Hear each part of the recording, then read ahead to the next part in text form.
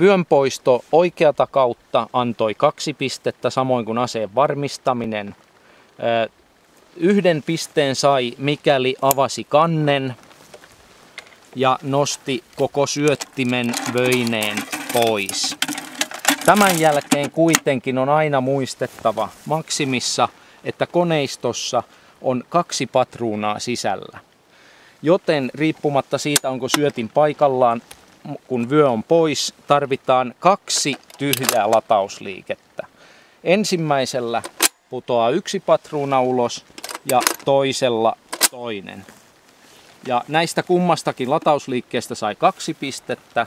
Sen jälkeen ase on turvallinen tyhjälaukaista ja sen jälkeen varmistus ja tehtävä on suoritettu. Kokonaisuudessaan 10 pistettä. Virhepisteitä: varmistamatta jättäminen ja rastilta lähtö -2 ja vahingonlaukaus -4 pistettä.